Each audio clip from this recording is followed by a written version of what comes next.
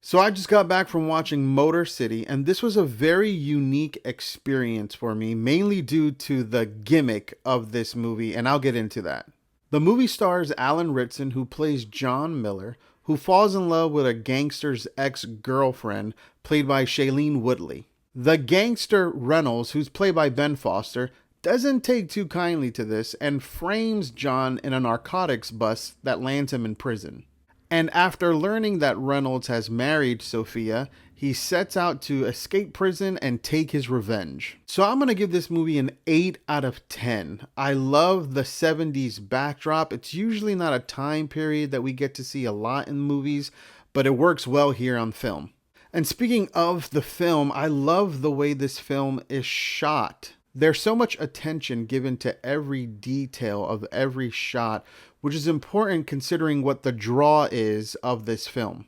Along with this goes the acting. I really do think we have some top tier performances here, especially from Ben Foster as the gangster Reynolds.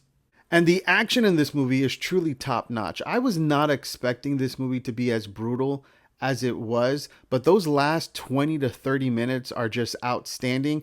And there's this crazy elevator fight scene that I will just never forget.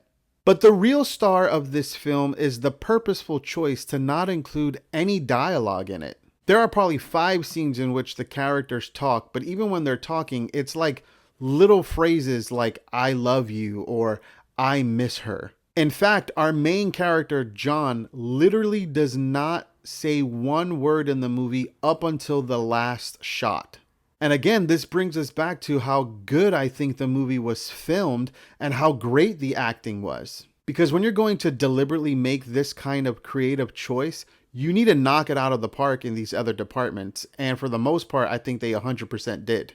Now, there were moments, especially in this diner scene, where I really felt that there should have been more dialogue and it felt awkward to just watch. But the movie does a great job of trying to limit those awkward moments. But I think if you go into this movie with this knowledge and expectation that you're not going to get a lot of dialogue and you can get past it, I think you're really going to enjoy this movie.